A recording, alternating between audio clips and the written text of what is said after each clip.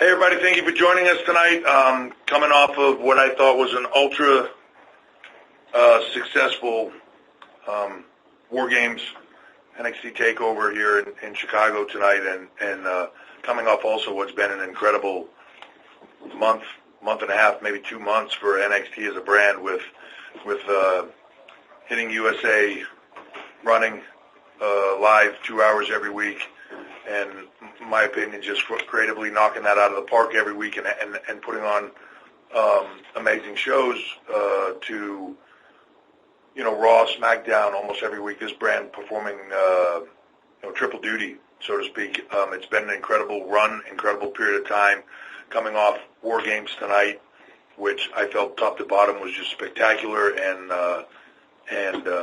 everybody was healthy, thank God, for the most part. And also, we've had a couple of takeovers in this market, highest grossing, highest attended, and in a week where you're doing 4 shows back to back, Friday Night SmackDown, a TakeOver, Survivor Series, and Raw, that's saying something.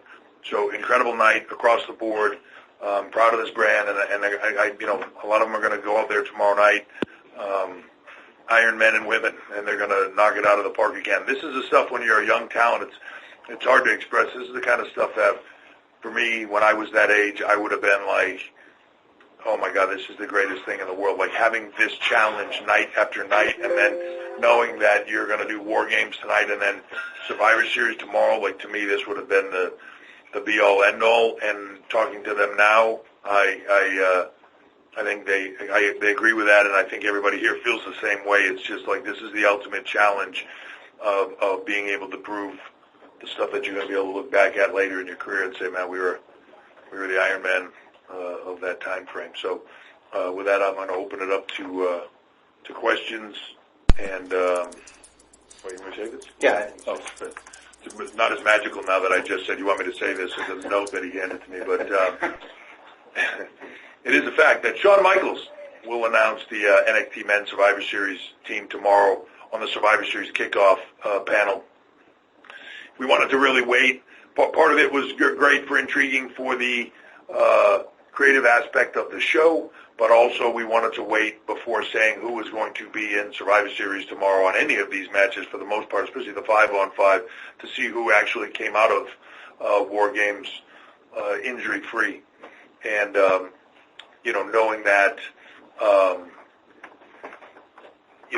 anything can happen in these. And, when we have these, I hold my breath until the show is over, so to speak, and they kind of give me that last, everybody's okay, because you just don't know. And it's risk to reward. We're taking risks, but we're trying to do it in the most careful way possible. But it is what it is. So we wanted to wait until tomorrow. Shawn will announce that tomorrow. Tonight, for anybody that missed it, Rhea Ripley just announced that on Facebook Live that her team for tomorrow is herself, Rhea Ripley, Io Shirai, who she explained, going into WarGames, you just earn respect for people that are just incredible performers. So Io Shirai, Bianca Belair, she knows that she can trust Candice LeRae, and somebody that she's known since she was 16 years old, and that would be Toni Storm.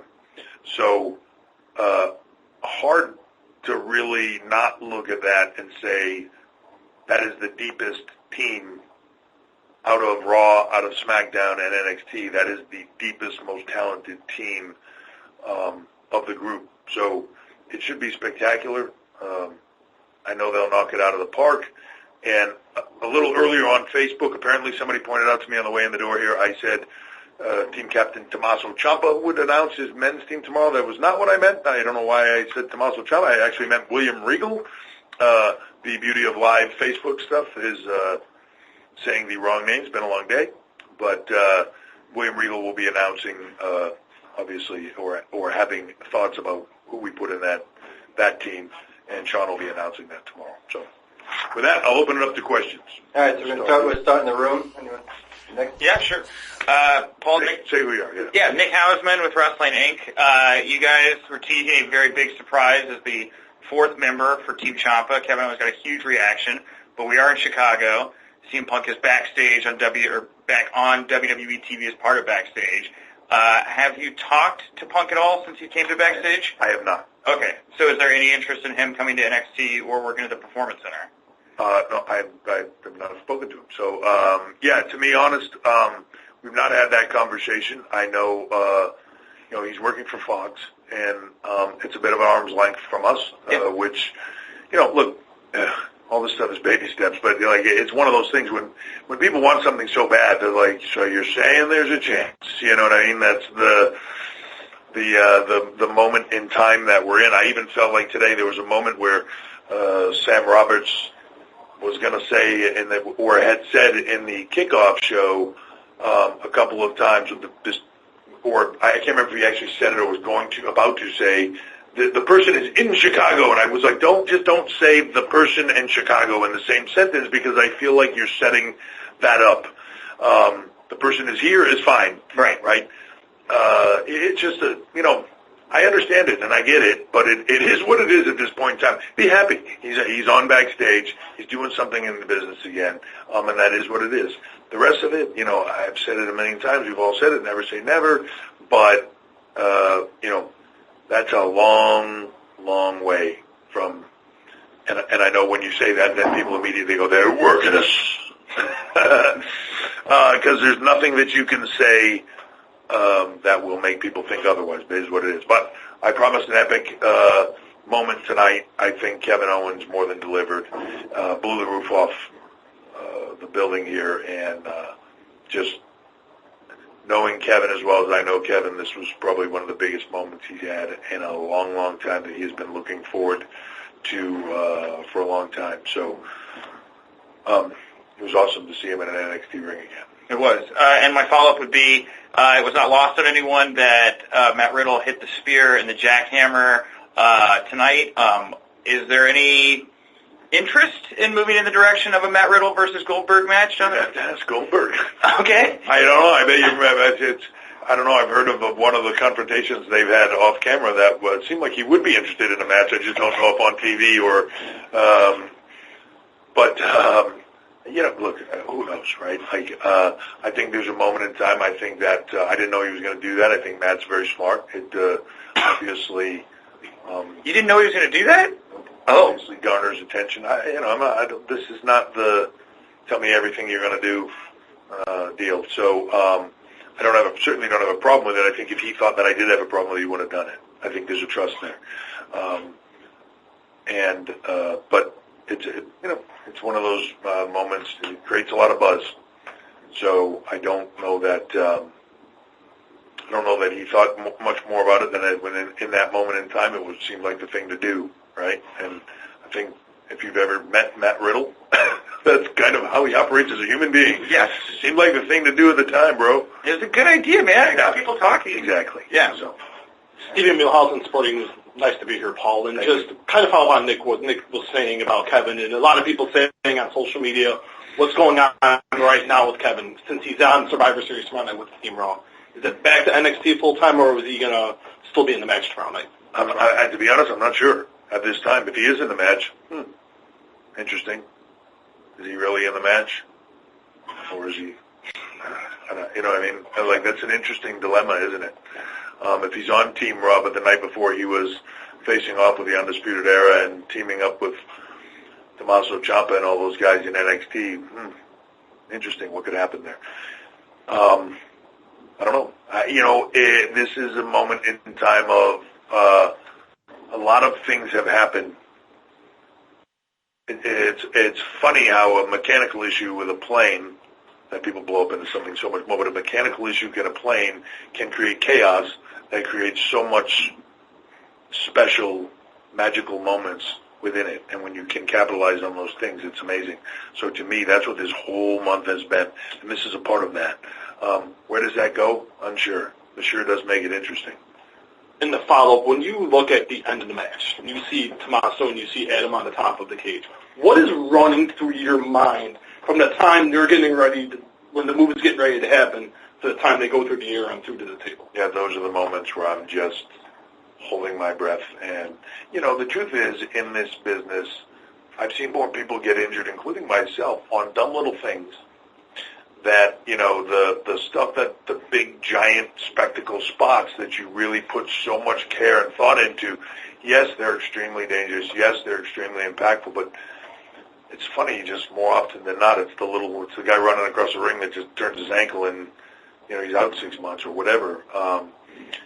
But those moments, you can't help it. You know they're coming. You know what's happening, and especially in big ones like that, because that is stuff that I absolutely know, and I absolutely sign off on. There's certain things where I believe they can do safely, and I believe the risk-to-reward ratio is reasonable. But there are also things that were brought up tonight where I was like, yeah, absolutely not. Like, no, we're not doing that, guys. Like, as much as I love you guys and want you to tear it up, like you're going to tear it up with all the other stuff you have, you don't need that, right? There's always that for everybody. So, but that's when you hold your breath and you wait for the landing, and you're just waiting for that referee to be able to tell you everybody's okay. Yeah. All right, so let's go to the phones. We'll keep it at one question per outlet just to try to get through as many people as we can. We'll go to Mike Johnson, pwinsider.com. Hey, Paul, how are you? Shocking. There you go, Mike. I'm back on top. Gotta get up early to beat you. I've been on hold since Wednesday. Thanks. I want to talk about the women. Yeah, just don't hang up. I'll do what I can. I want to talk about the women's WarGames match, specifically the Tegan Nox Dakota Kai stuff. That was obviously something that had been brewing for some times, and just when we thought we knew where we were going, you kind of made a left at Albuquerque. Talk a little bit about the how long the planning was for all that, and your thoughts overall on the women's WarGames, because I thought they overexceeded any expectations. Yeah, look, as high as, I believe in them, I think, more than anybody, right? And as high as my expectations were. When this first idea was first brought up, women's WarGames, there were some people that thought, absolutely. There were some people that thought, oof, you're putting them in a really tough spot to be able to do that and deliver, and, the storytelling aspect along with everything else. Like, it was a debate. We debated it heavily. But the belief that they could deliver. Once that was the belief, the idea was where we are at this moment of time, the Tegan, the Dakota, the moment, that was day one. That was day one of this plan of where we were going with all of that. It was kind of sort of came along the idea of, if we did women's WarGames, if we did this, what if we were able to do that? And it went from there. So right from the get-go, that wasn't a last minute, that wasn't an audible, that was that was the design. Geez, I hate putting a time frame on things because time flies, but it was a design from step one. All right, thank you. Have a good night, and congratulations on a great show. Thank you very much. Thanks for waiting so long on the phone since last week, And we'll go next to Jason Powell, ProWrestling.net. Yeah, hey, Paul, with NXT. Hey, with NXT TakeOver Portland listed for a Sunday night, are you guys considering a switch to a traditional 3-hour format for a standalone show? And either way, will TakeOver specials start being offered on pay-per-view in addition to WWE Network? It seems like there's some additional revenue possibilities there. Yeah, to be honest, I don't know the answer to that question. I don't know. I don't know the answer to as far as the pay-per-view or anything else revenue question. I'm not really 100% sure. I know that the majority of people watch on the network. The decision to go on Sunday, I think there's a long tradition of Sundays and pay-per-views themselves. I think I had mentioned it earlier in the year about sort of uncoupling some of the takeovers and running them independently. So the idea to have, individual takeovers where they can mean more. I think adding more and more live content, not just in pockets of time, but in, when you think about it in some ways, like a week like tonight, 3 hours Monday, 2 hours Wednesday, 2 hours Friday, 3 hours tonight. I can't even put a number on how many hours. Tomorrow, 3 hours again on Monday. Like, that's a lot. You're telling me. It's just a lot, right? And to be able to spread that out, I think, is more meaningful. To be able to move that around is more meaningful. You just saw we just announced UK TakeOver for Blackpool for the NXT UK brand. You're going to see more of that. You're going to see more of that kind of standalone and having more and more live content in that manner on the WWE Network going forward. Awesome. Thanks for the time. Thank you.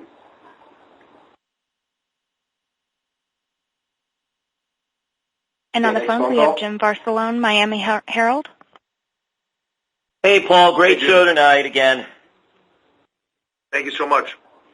Just want to know with the broadcast team, talk about Morrow a little bit. I'm thinking that, right, the Adam Cole Pete Dunne match tomorrow night, that the NXT broadcast team will call that. But I'm also wondering, if that's the case, will they be a part of any of the other matches because you have NXT versus Raw versus SmackDown? Yeah, there's a whole plan tomorrow. I was laughing with Michael Cole.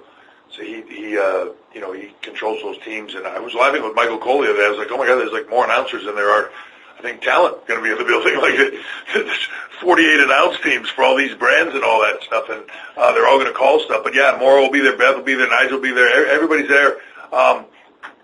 As far as who's doing what matches, when, where, and how, it's kind of a mix, and they're switching off on different things here and there. So, but I believe that the intent is wherever there is NXT involved in a brand, there will be some type of representation of NXT voice, so to speak, within that brand, whether that's Beth, Nigel, or Morrow. So you will absolutely see them within the show tomorrow. I think it's fair to for all the brands to have that representation. Thank you. Thank you. We'll next go to Kelly Owens, PWTorch.com. Hey, Kelly. Hey there. Sorry about that. At the risk of belaboring the point, wow, what a show. Thank you.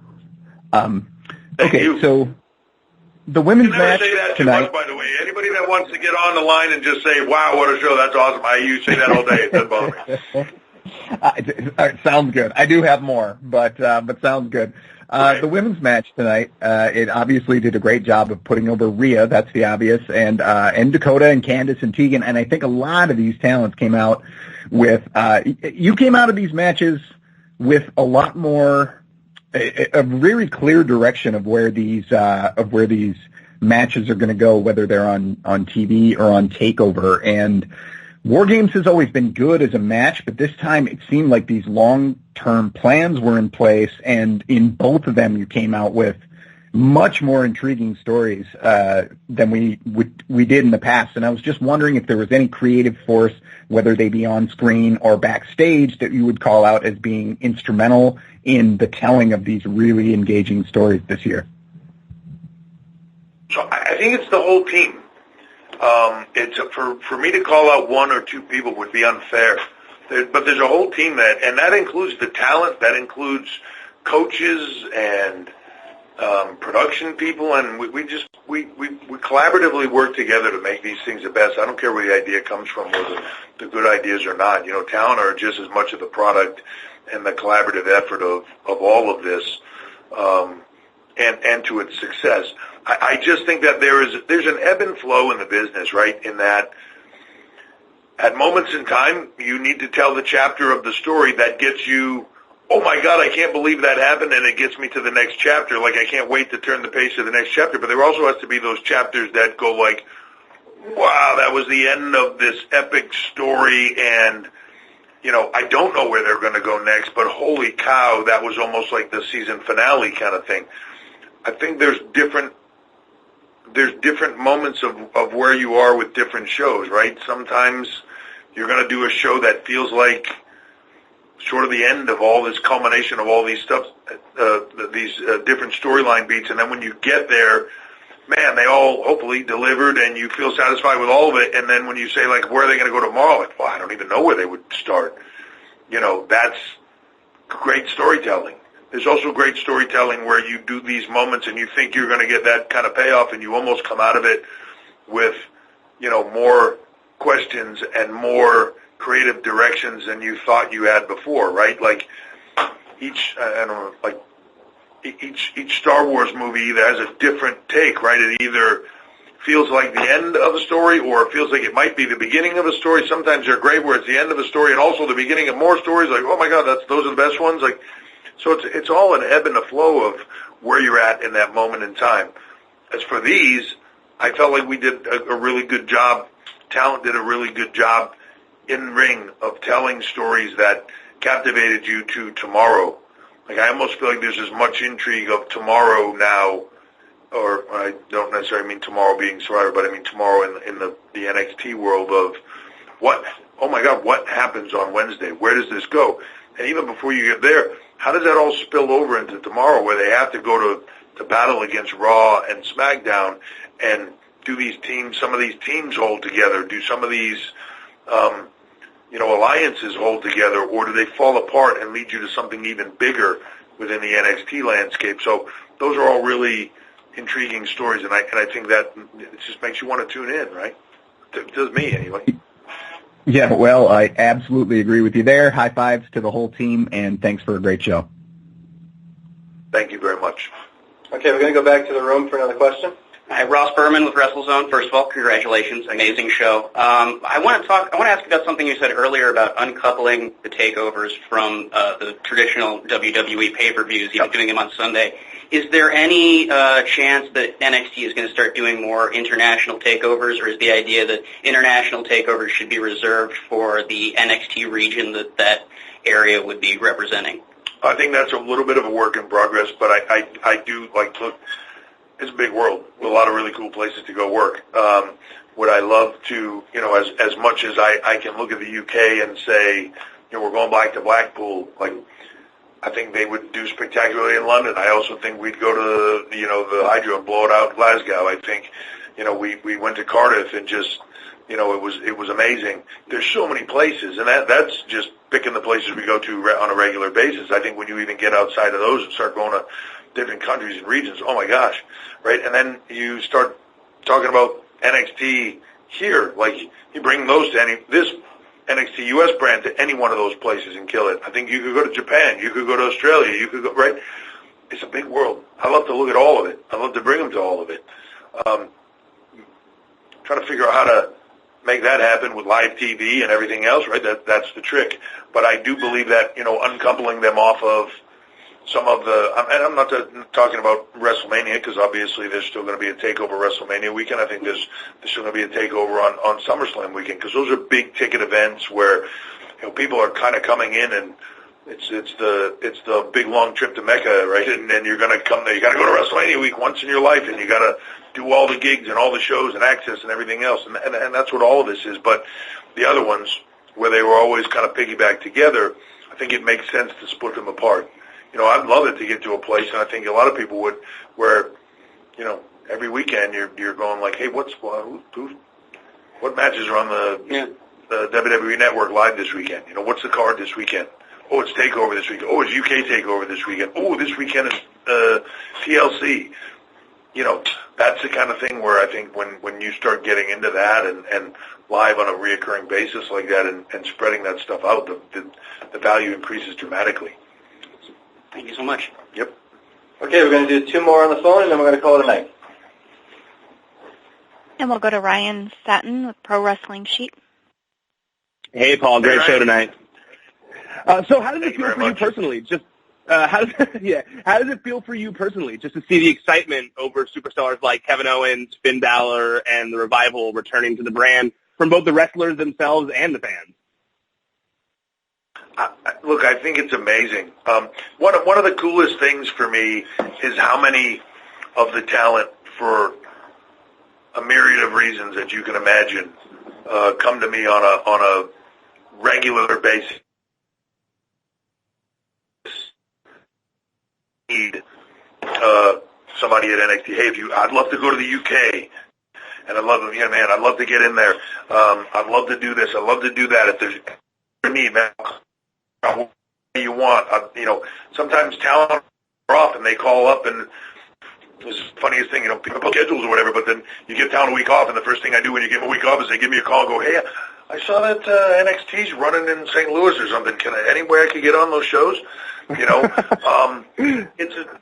speaks to the brand. It speaks to the fan base. There's just something special about it, and when you step into it, I don't care where you go to, the live events, if you guys have been to them, you know what I'm talking about. Like, even when I go there, it's just a different buzz. Somebody said to me one time that, the WWE is awesome. It's like these big family reunions, and it's so much fun, and you're seeing all these people, and the shows are great, and it's entertaining, and all that stuff. But going to NXT is like being in the middle of a riot. It's a different vibe and a different feel, and that's cool. And I think that having that for talent to be able to come back, I can tell you that when the revival came, or we had that conversation about them coming in, which first of all they've been asking me about forever, and when I said, hey, you want to come and work with UE? First of all, they were just like, well, yeah, it's not even a question, yes. And then a couple minutes later, they came back by me and they were like, hey, how much time will we have? And I kind of said what I was thinking, and they were like, oh my God, yeah, oh, thank you so much, this will be amazing. Like, they were just, like little kids, getting let loose in the candy store, and that's cool. It's a testament to the brand. It's a testament to everybody that's there that they want to do that, and to the fan base for, bringing that excitement and level of passion. The fan base of NXT brings that passion to the talent, and then the talent bring their passion back to them. It's this symbiotic relationship between the two, and that is something special that they all just want to be a part of. And I'm not saying that doesn't exist in the WWE, but they get that fix on a regular basis, and there's a slightly different feel to it. So every now and then you just want to pop back in there and get that other fix and feel something different, And I can't tell you how many talent, Finn was one of them, walk back in the door, and they've done WrestleMania now in front of 80,000 people, and they walk into Full Sail, and then we're going to do something on TV, and they come to me an hour beforehand like, dude, I haven't been this nervous in years. It's a different vibe. It's a different world. It's awesome. Yeah, totally. Well, thanks again for doing this. Yeah, thank you. Okay, this will be the final question. We'll go to Sean Ross Sapp, Fightful. Hey, Sean. Hey, Paul. Thanks for taking the time. Obviously, NXT does things a little bit differently, but we saw Britt Baker, who works for a competitor, shown on the broadcast, a very clear camera shot on her, and even referenced on commentary. How do you kind of come to terms with that? And because it's not something that's done often. Yeah. So look, I just had this conversation. I just saw her a minute ago, and I said it to Adam before I saw her. I was like, oh, dude, they took a shot. I swear this. The director that took the shot didn't know who it was. Just went to the woman in the crowd that was the most. Had the most concerned, crazy look on her face, and he took the shot. The second he took the shot, somebody next to him, I'm sure, said who, and he got off the shot. I don't have a problem with it in any way, shape, or form, and then to not address it, then it's the elephant in the room that you don't address. Like, you're making it like now it's weird, right? So you gotta address it. I don't have a problem with it any way, shape, or form, but I would never want to put a talent in that position. I get why she's here. I get who she's here with, and I would never want to put her in a position where I took a shot of her and it gets her heat, or it gets her to have a problem with her, employers and people and what she's doing. I wouldn't want that to be a problem for her. And it very easily could be. And it also can create a problem with, not that anybody on the internet would wind stuff up, ever. It makes some, but it just makes something sometimes that is nothing, right? And so when I saw it at first, I was like, oh my God, was that different? And then it was like, oh, like I feel bad because I don't want to ever put somebody like that in a position where that could be problematic for anyone. It doesn't need to happen. And unfortunately, it's the second time it's happened. For whatever reason, I don't know. I got to talk to the people, and everybody will not believe in this, and they will think this is absolutely not. But like the one other time, she was sitting right next to Steph, and we just took Steph in the camera shot. I don't know that anybody at that moment in time even knew who it was sitting next to Steph. They just thought it was somebody sitting next to Steph. So it's just one of those things, and while I don't have a problem with it at all, I don't even have a problem with it being on camera. I don't have a problem with it saying it. I just would never want it to be problematic for somebody else because, look, I'm happy for her. She's got a good thing going on. She's killing it. She's doing a great job, and that's awesome. And I certainly would never want that to interfere with what she does. Thank you, Paul. Thank you. Was that the last one? Yes. So I appreciate everybody jumping on this call. I can't tell you, for me, coming in here today and everything, this is one of my favorite buildings. It's just a phenomenal place as a talent. Come here when we were coming here during the Attitude Era. It's always one of my favorite buildings. And to come here tonight and watch these talent all do this, their passion. Everybody in NXT, from our crew to the camera guys to directors to on-camera people to in-ring talent and everything, the passion is infectious. And I can't tell you enough that when I come here and I see everybody, how hard they work and the passion that goes into it for me, it's inspiring. And it just makes me want to go 24/7 for them, to give them everything they ever wanted out of this business and then some. And that's what I saw here tonight, was just passion at a whole different level than I often see, and then that is out there in a lot of ways. So it was an awesome night. I'm so proud of all of them, and I look forward to doing it again. But thank you all for the support on this. Thank you for taking the time to make the call, and I will talk to you next time.